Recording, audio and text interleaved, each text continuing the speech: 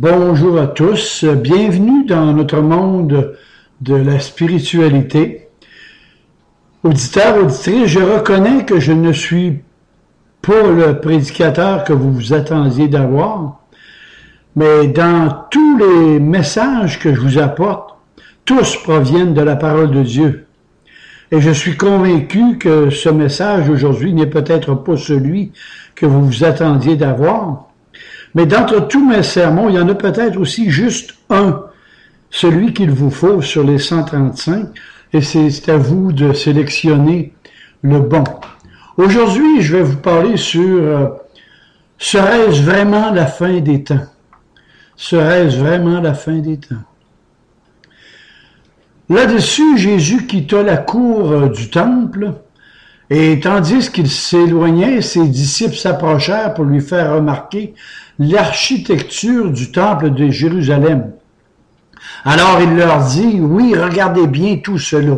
Vraiment, je vous l'assure, tout sera démoli et il ne restera pas pierre sur pierre. » Et comme il était assis sur le mont des Oliviers, ses disciples s'approchèrent, le prirent à part et lui demandèrent, « Jésus, dis-nous quand cela se produira et quel signe annoncera ta venue et la fin du monde. » En Matthieu 24, les versets 1 à 3. Chers amis, le temple de Jérusalem était le bâtiment le plus important dans cette partie du monde du temps de Jésus.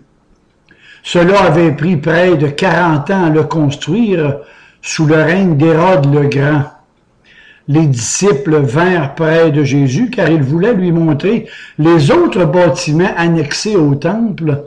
Et pendant que Jésus s'éloignait du temple, il leur dit, « Tout ce que vous voyez là, je vous le dis en vérité, il ne restera pas ici pierre sur pierre qui ne soit renversée. » Et cette ville de Jérusalem ainsi que ce magnifique temple furent entièrement détruits par les armées romaines du général Titus en l'an 70 de notre ère. Tout a été ravagé, saccagé, et des milliers de Juifs, hommes, femmes et enfants furent assassinés parce que les Romains ne faisaient pas de déportation comme les autres nations. Seul un mur de grosses pierres en dehors de ce temple est encore là de nos jours et il s'appelle le mur des lamentations. Les Juifs du monde entier y viennent pour prier afin que leur Messie promis vienne reconstruire le temple. Et notez que ce sont les Juifs de cette époque qui avaient rejeté le rôle messianique de Jésus de Nazareth. Et les archéologues confirment cette épopée qui fait partie de notre histoire ancienne. Et pour ma part, je suis convaincu que les disciples de Jésus ont été grandement étonnés lorsque Jésus leur a dit ce qui arriverait. Et notez que cette prophétie de Jésus s'est totalement accomplie, mot pour ne pas dire à la lettre. Voyons les questions des disciples à Jésus. Premièrement, quand les choses doivent-elles avoir lieu, c'est-à-dire le temple détruit? Et deuxièmement, quel sera le signe de ta venue et de la fin du monde, de la fin des temps? C'est-à-dire la fin de ce monde que nous connaissons, notre monde. Et la réponse à la première question se trouve en l'Évangile de Luc, le 21e chapitre et les versets 20 à 24, d'où il est écrit que Jérusalem sera assiégée par les armées et détruite. Mais la réponse à la deuxième question des disciples est beaucoup plus détaillée dans l'Évangile de Matthieu. Quel sera le signe de ton retour et de la fin des temps? Serait-ce vraiment la fin des temps? Voilà le titre de mon message. Il ne leur a pas dit non, mais à la place, il leur a donné une liste de signes avant-coureurs avant son retour. Et afin d'éviter tout malentendu, la Bible nous enseigne que Jésus est venu implanter son Église pendant cette période, que l'on appelle l'ère messianique, la période messianique, l'ère de sa grâce pour ses élus qui seront rachetés durant cette période. Et cette période terminée, ce sera la fin, ce sera l'heure de rendre les comptes. Et pour plus de compréhension, je vous propose deux alternatives. Écoutez le sermon numéro 36 sur Denis Doyon YouTube, le retour de Jésus-Christ. Et deuxièmement, j'ai sur mes messages, les numéros 101 à 110, une série d'études sur l'Apocalypse. Denis Doyon YouTube, et vous me reviendrez là-dessus. Cette période terminée, ce sera la fin. Jésus a dit, le ciel et la terre passeront, mais jamais mes paroles. Sa parole va toujours demeurer, toujours rester, en Matthieu 24, 35. Les signes avant-coureurs. Le bouddhisme, lui, enseigne que l'histoire est cyclique, c'est-à-dire qu'elle tourne en boucle sans fin. Mais la Bible enseigne que l'histoire est linéaire, c'est-à-dire qu'elle se poursuit sur une ligne plutôt que d'entrer dans un cercle. Elle a eu un commencement, un milieu et une fin. Au commencement, Dieu créa le ciel et la terre à partir de rien, Genèse 1.1. Jésus-Christ est venu en ce monde pour une mission spécifique. Il est retourné vers son Père jusqu'à son retour à la fin des temps. Et là-dessus, il nous a avertis en nous donnant des signes avant-coureurs évidents que nous pourrons discerner dans cette dernière génération de laquelle nous faisons peut-être partie.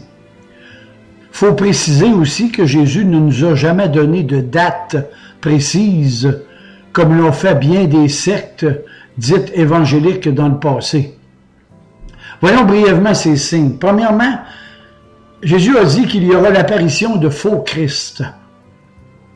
Il se lèvera de faux Christ et de faux prophètes. Et pour ma part, je crois que ce sont des falsifications démoniaques du Christ, comme par exemple le Christ mormon, le Christ esprit des faux témoins de Jéhovah, le Christ de la scientologie, le Christ du Coran, le Christ du protestantisme libéral, le Christ de l'Église romaine, de l'hindouisme, et là je ne pèse pas mes mots sans compter toutes les sectes dites chrétiennes ou pas.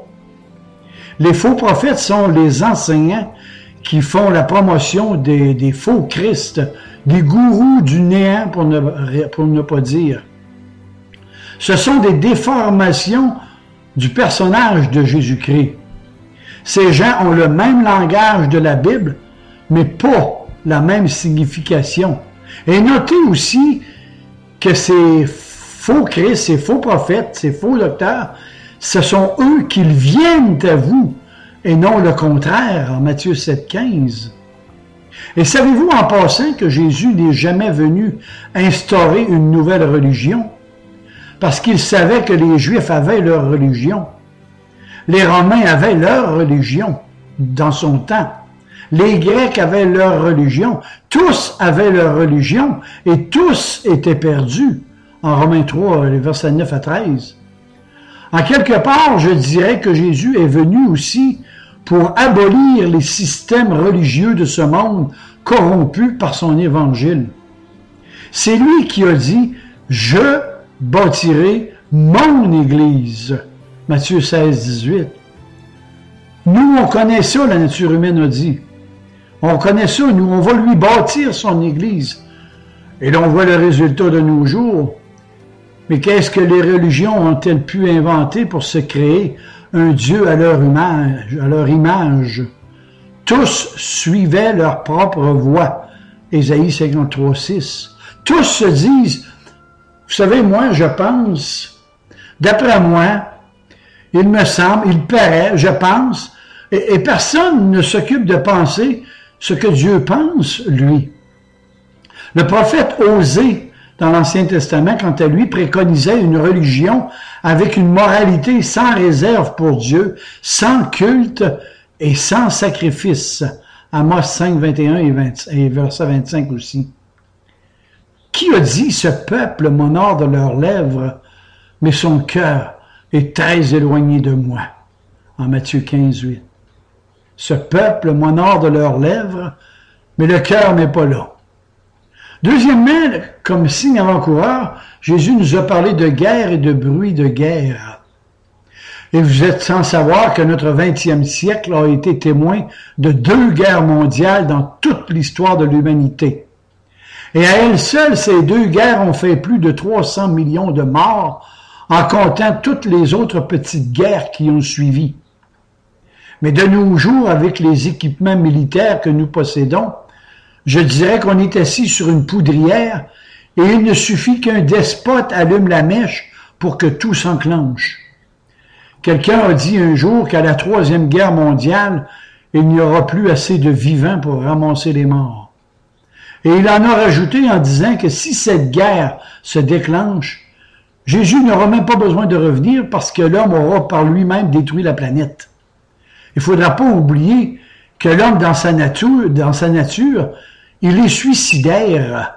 Apocalypse 1, 18. Troisièmement, Jésus, dans les signes avant-coureurs, nous a parlé de famine. Et de nos jours, la famine détruit chaque année des millions de personnes. Ces 100 dernières années, plus de gens sont morts de faim que toute autre cause. Nous avons beaucoup de nourriture encore en Amérique, mais le cheval noir de l'Apocalypse 6 a porté les horreurs de la famine dans les pays sous-développés. Et à ce sujet, je vous propose justement la série, comme je vous disais, des 10 études sur l'Apocalypse, les numéros 101 à 110 sur Denis Doyon YouTube. Prenez le temps, vous n'êtes pas pressés et moi non plus. Quatrièmement, Jésus nous a parlé de peste. Et le terme grec donne précisément ce terme comme un signe important de la fin. De nouvelles formes de maladies se sont développées au cours du 20e siècle. Des grippes aviaires, des grippes porcines, bovines qui menacent l'homme, qui menacent l'humanité. De nouveaux cancers affectent la faune aquatique, sans compter le sida, les armes biologiques, bactériologiques, et j'en passe énormément. Et comme preuve, souvenez-vous de la catastrophe de Tchernobyl ou de la centrale nucléaire de Fukushima du Japon en 2014. Ces catastrophes sont une menace constante pour l'humanité. Cinquièmement, Jésus a parlé de signes avant-coureurs comme les tremblements de terre. Et avec l'augmentation fulgurante démographique de la population mondiale, les tremblements de terre deviennent de plus en plus meurtriers parce qu'ils touchent beaucoup plus de monde. Et là-dessus, je vous propose le sermon 87, les causes des tremblements de terre, sur Denis Doyon YouTube. Ma Bible a prédit que vers la fin des temps, il y aura une accentuation de tremblements de terre et de plus, elle affirme que vers la fin, il y aura un tremblement de terre si puissant qu'il n'en a jamais eu de pareil depuis le commencement du monde et qu'il détruira un nombre incalculable de très grandes villes. Souvenez-vous juste de ce tsunami en Indochine, celui de Haïti. Près de 800 000 personnes sont mortes, sans compter les dommages collatéraux. Et pour ma part, je crois que le chant du cygne en est rendu à son dernier couplet. Sixièmement, Jésus nous a parlé des persécutions, les tortures, le mépris, les sarcasmes contre ses enfants, contre les chrétiens qui font partie de leur vie dans leur foi en Jésus-Christ de tous les jours. Des millions de chrétiens ont vécu ces paroles de l'apôtre Paul qui disent que tous ceux qui veulent vivre pieusement en Jésus-Christ seront persécutés. 2 Timothée 3,12 et Marc 10,30. Jésus nous a parlé des faux prophètes. Septièmement, au cours des 100 dernières années, il y a eu une explosion exponentielle de ces faux prophètes et de ces fausses religions. On a à faire face au libéralisme théologique qui torde les Écritures, qui torture les Écritures et qui est enseigné dans plusieurs facultés de la Bible. Et beaucoup de ces sectes pseudo-chrétiennes trafiquent l'unité et la logicité de la Bible. Et là-dessus, j'ai un sermon, le numéro 91, le vrai objectif du parler en langue de Denis Doyon YouTube. Celui-là, certains ne l'aimeront pas. Et pour plus d'informations, je vous suggère aussi les sermons numéros 57 et 62 sur Denis Doyon YouTube, la logicité et l'unité de la Bible. Huitièmement, Jésus nous a parlé de l'anarchie et de l'apostasie. Et parce que l'iniquité se sera accrue, l'amour du plus grand nombre se refroidira. En Matthieu 24, 12. Et de nos jours, ne ressentez-vous pas qu'il y a dans certaines églises un vent glacial qui circule? La chaleur du Seigneur est disparue. On ne retrouve plus ce zèle de leur premier amour. Pourquoi? Lorsqu'on en est rendu dans les églises, que l'on divertit les boucs au lieu de nourrir les brebis, ben on a ce que ça donne. Bien des églises se sont converties en clubs sociaux ou en centres de loisirs, c'est-à-dire que les brebis de Christ se sont payés une foule de pasteurs pour les divertir. 2 Timothée 3,3. Mais pourquoi est-ce que Jésus nous demande d'être persévérants? Pourquoi a-t-il dit, lorsque je vais revenir, trouverai-je de la foi sur la terre? En Matthieu 24, 13. Notez qu'il n'a pas dit qu'il n'en trouverait pas, mais c'est à cause des élus que ce temps est pour ainsi dire suspendu. Oui, soyez sur vos gardes et méfiez-vous des faux frères, nous dit la parole en Galates 2, 4. L'iniquité se sera accrue, nous est-il dit. Et j'oserais dire que si le vampire se nourrit de sang, le diable, quant à lui, se nourrit de vos péchés, de vos iniquités, de vos transgressions, de vos perversions, et la liste est trop longue ici. Vous n'avez pas idée, hein? Vous n'avez pas idée comment le péché est contagieux et mortel. Les faux frères.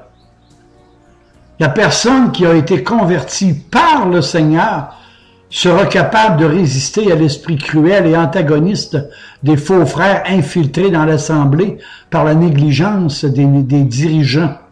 De deux choses l'une, le chrétien affermi quittera l'assemblée pervertie ou l'assemblée pervertie chassera ce croyant affermi. 1 Pierre 5, 10. Je vais vous dire une vérité qui ne vous fera pas plaisir, mais c'est la réalité. L'Église en est rendue à accepter n'importe qui comme membre dans leur assemblée pour deux raisons. Premièrement, pour remplir leurs bancs vides, et deuxièmement, remplir leurs coffres vides. Ils ont placé leur priorité à la mauvaise place. Qui a dit « Je bâtirai mon Église » ? Qui ajoute des personnes sauvées aux églises? Acte 2, 47, si ce n'est pas le Saint-Esprit qui ajoute chaque jour des personnes sauvées à son église, l'église céleste que je parle évidemment. De nombreux membres dans les églises des derniers jours n'ont jamais été sauvés. Ils ne recherchent que du social charnel dans le domaine de la spiritualité. 2 Timothée 3, 1 à 7. L'apôtre Paul nous donne une description précise de ces membres non sauvés des derniers jours qui fréquentent les églises. Premièrement, il nous dit que ce seront des gens égoïstes. L'amour de soi, Philippiens 2, 4. Deuxièmement, ce sont des gens cupides, amour de l'argent. En fait, ce qui fait suite à l'amour de soi, car celui qui s'aime devient amoureux de l'argent. Nous dit 1 Timothée 6, 10 et Proverbe 16, 16. Troisièmement, l'apôtre nous dit que les hommes seront fanfarons. Et beaucoup de chrétiens aiment se vanter de leur prouesse religieuse. Ils n'ont jamais connu la véritable humiliation au pied de la croix. Ils connaissent tout et refusent tout reproche venant de frères ou de sœurs chrétiennes. Tite 1, 10 à 16. Des personnes hautaines, des gens prétentieux, arrogantes, distantes, dédaigneuses. Dites-moi, avez-vous déjà essayé de travailler avec des chrétiens? Bonne chance. À leurs yeux, tout ce que vous voulez faire n'est pas bon et inutile. Et ces gens-là vont vous gruger de l'énergie comme c'est pas possible. Tite 2, 1 à 15. Des gens blasphémateurs, nous dit l'apôtre. Et ce mot a une autre signification pour nous, mais le grec original veut dire moqueur. Ce sont des gens qui se mêlent de choses qui ne les regardent pas. Ce sont des gens rapporteurs, des calomniateurs, et ils peuvent vous ruiner une réputation en moins de deux. des gens désobéissants. Les jeunes qui se sont rebellés contre leurs parents n'auront aucun scrupule à se rebeller contre les autres. Ils provoquent de grands tremblements, de bouleversements et de chaos dans l'Église.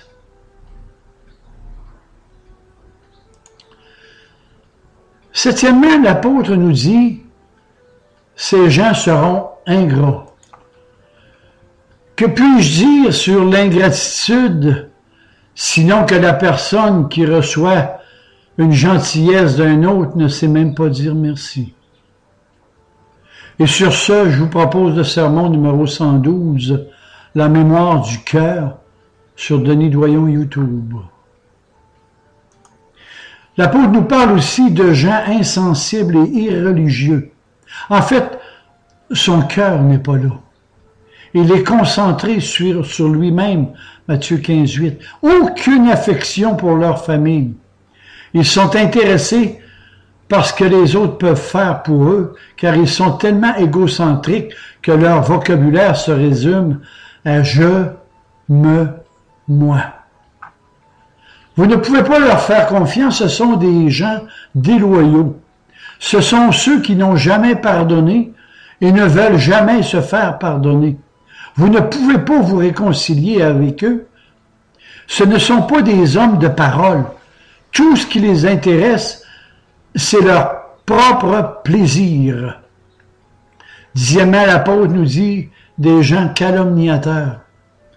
Ils prennent plaisir à endommager les réputations et à détruire des vies. Quelqu'un a dit un jour que la blessure faite par le fer peut se guérir, mais celle par la langue, il n'existe pas de remède. Jacques 3,6. En fait, que peuvent dire deux femmes qui parlent ensemble, sinon de parler contre la troisième, et ça implique les hommes aussi. L'espace risque de me manquer de tous ces avertissements bibliques qui nous viennent de la parole de Dieu. Mais je vais vous en citer d'autres sans développement.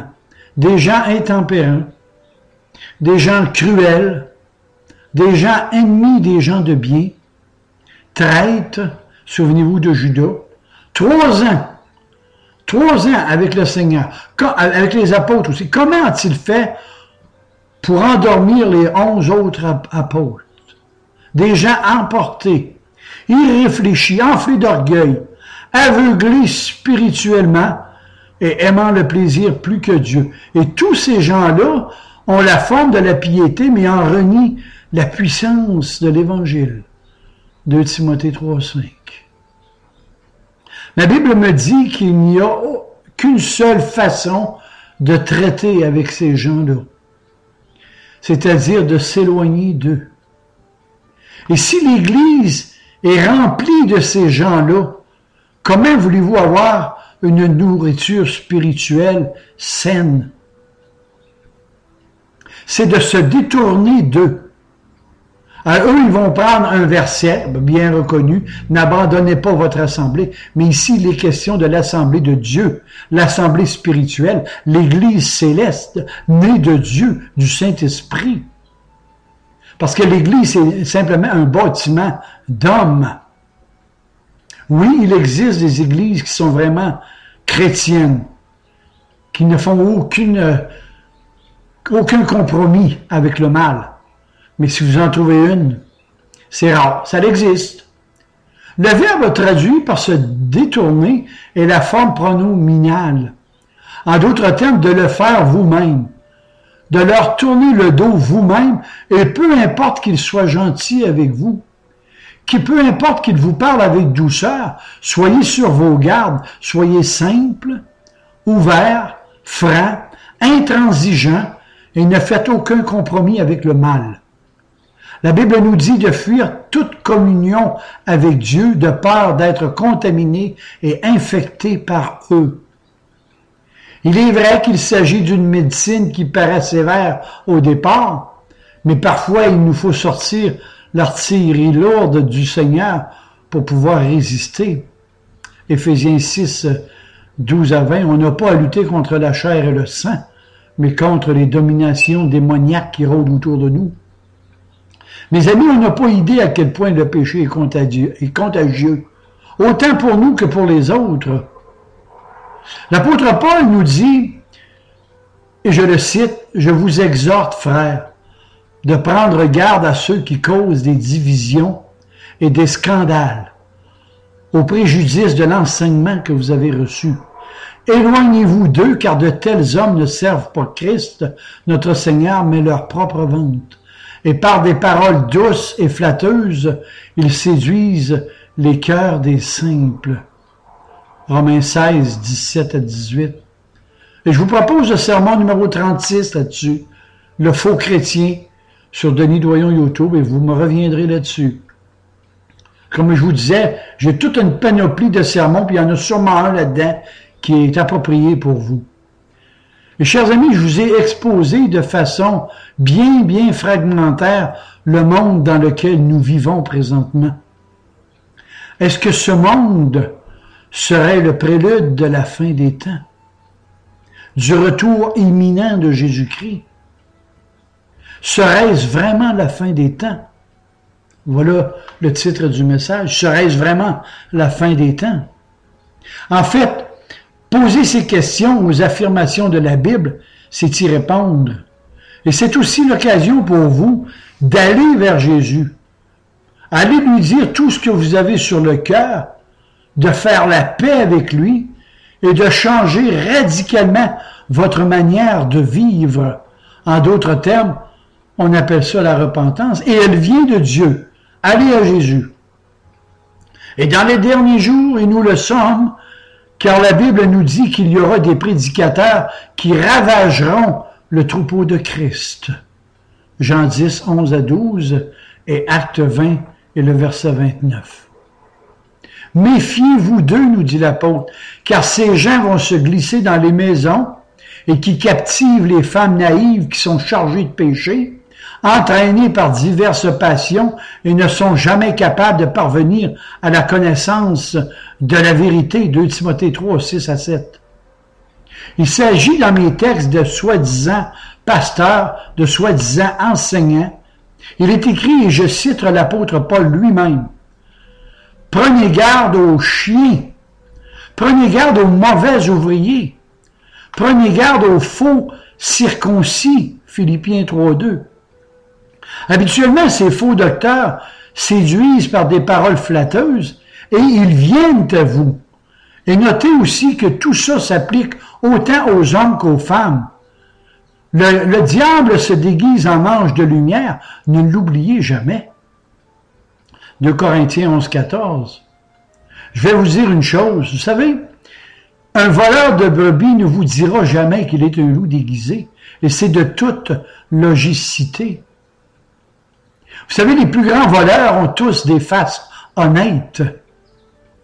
Vous êtes-vous déjà posé la question, pourquoi Jésus nous a comparés à des brebis? Et à ce que je sache, une brebis est l'animal le plus stupide qui existe. Cet animal n'a aucun sens de l'orientation, va à n'importe qui, et s'il voit un loup, bien, il va aller le voir, il va aller fraterniser avec. Éphésiens 4, 14. Je me souviens pour moi, un jour, en pleine réunion de prière, est apparu 2 Mormons dans l'église sans dire un mot, ils se sont assis, et après la réunion, la grande majorité des chrétiens se sont tournés vers ces loups ravisseurs afin d'aller vous évangéliser. C'est comme si le diable entre chez vous et vous voulez l'évangéliser. J'ai eu beau avertir les brebis et ils se sont retournés contre moi. Souvenez-vous de l'expérience des 7 fils de Schéva dans le livre des Actes des Apôtres. Acte 19, 13 à 16. Et j'ai vécu ce phénomène-là. J'ai beaucoup appris de cette leçon au tout début de mon ministère. Nous ne sommes pas à l'abri des ruses de Satan.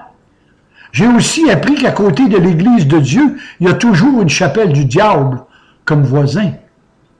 Et avec tout ce que je vous ai dit sur les signes avant-coureurs du retour de Jésus-Christ et de la fin des temps, il faut que vous sachiez que le commencement de la fin a commencé à l'ascension de Jésus-Christ.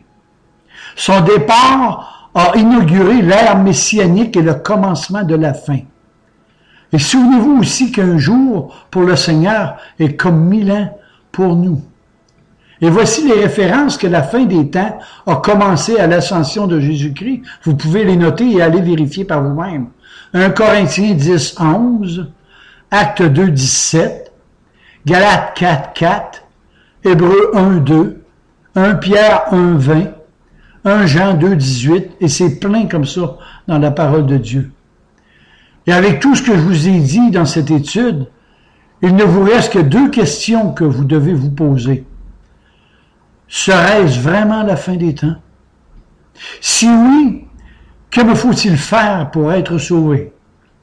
Que me faut-il faire pour être sauvé? Et voici la réponse du prophète Jérémie. Que faut-il faire pour être sauvé? En Jérémie 29, 13, et je le cite, « Vous vous tournerez vers moi, et vous me trouverez si vous me cherchez de tout votre cœur. » Mes amis, allez à Jésus. Allez à Jésus. Amen. Et que le Seigneur vous guide.